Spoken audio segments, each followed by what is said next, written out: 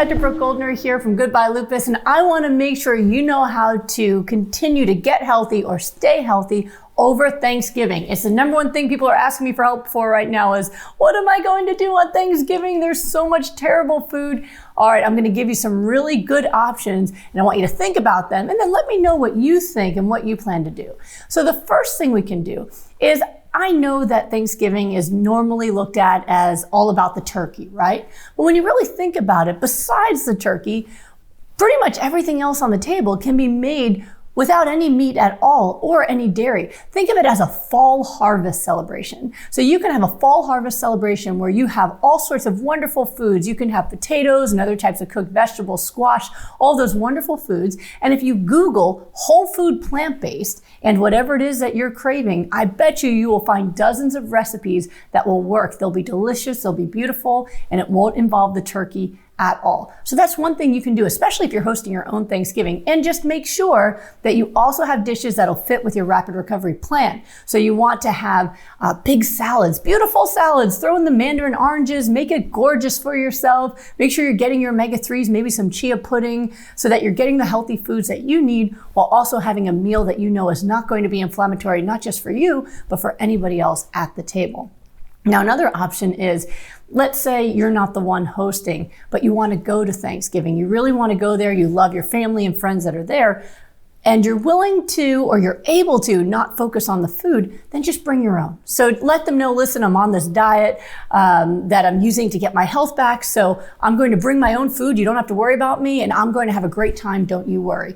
And bring your beautiful salad, bring your foods that you need for your health, and just focus on everybody else there instead of what's on your plate. Now, if you already know that you can't do that if you're surrounded by all those foods that you're used to eating, it's too early in your recovery, you still have cravings, then you might want to consider showing up after the meal. So let the people know ahead of time, listen, your food is so good and so tempting, I'm going to be in trouble if I go because I'm on a special diet. So what I'm going to do is let me know when your dinner time is, and I will show up after dinner so that I can enjoy all the activities. Maybe you got some board games going, or there's a family football game, or whatever it is. Show up for the activities, just skip the meal.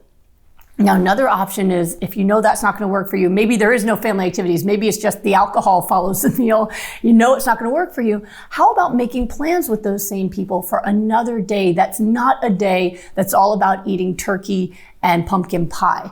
Maybe choose another day and instead do something else on Thanksgiving. Do something athletic, do something that's all about your own meditation and self-care instead, and enjoy your family and friends on another day when food just won't be that big of an issue. So I hope all of those ideas really help you out. And the other thing that I really think is going to be important, though, beyond even the food, is going to be your boundaries. And this is not just for Thanksgiving. This is going to be in general as you try to change your lifestyle so that you can change your health. Whether you have lupus or other autoimmune diseases or diabetes or high blood pressure, you need to change your lifestyle to maintain your health. This is not just a one-time thing.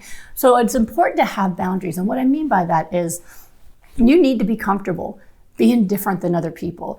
You need to not feel bad about eating something different, about not fitting in, and also not feeling like you need to defend yourself. So a lot of times what people notice, especially early on, is that people start to question you. And what about protein? And what about this? And what about that? I mean, they're asking you about protein while they're eating cheesecake, right? So they're not really interested in nutrition, but they're kind of interrogating you, maybe trying to find something wrong with what you're doing. And I find it to be very important to ask for either support or silence. And what I mean by that is you let the person know, listen, I know you don't understand what I'm doing, and you may not even agree with it, but this is really hard and it's really meaningful to me. So I'd appreciate it is if you could just support me by just encouraging me and not trying to offer me more cake after I told you I don't eat that, or just not talking about it, because this is very important to me and I want to stay focused. And then you stick with that. If somebody brings it up, you go, hey, you know what? I don't want to talk about all that stuff. Let me know, how's your kid doing in school? What happened with their football game?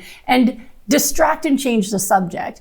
Somebody in my recent rapid recovery group asked me for a list of resources because she was afraid on Thanksgiving that her family was going to question her, and she wanted to have, here's my list of resources of all the websites you can go to learn. they're not looking for resources. They're not looking for research most of the time. They're just trying to find holes in what you're doing because they don't want to change their diet either. So what you can do is say, listen, I just want to enjoy the meal with you guys. And later on, if you want to know some great books and movies, I can tell you all about it later. And then you can give them a list that says Eating You Alive, Forks Over Knives, Game Changers for movies, Goodbye Lupus, the China Study. And you can have that written down on a list if somebody wants to check it out. Most of the time, that's not what they're up to. So I hope those tips help you, either making Thanksgiving more of a fall harvest meal, making sure you have healthy food for yourself, or maybe making an entirely new tradition, and also gaining confidence in yourself that you are going to take control and not let anybody else decide what you should be doing for your health and for the holiday. Every single bite you eat is either making you healthier or making you sicker, and ultimately it's up to you to make sure that you're going after your health with everything you've got. Hope that helps, and I'll see you next time. Have a happy Thanksgiving.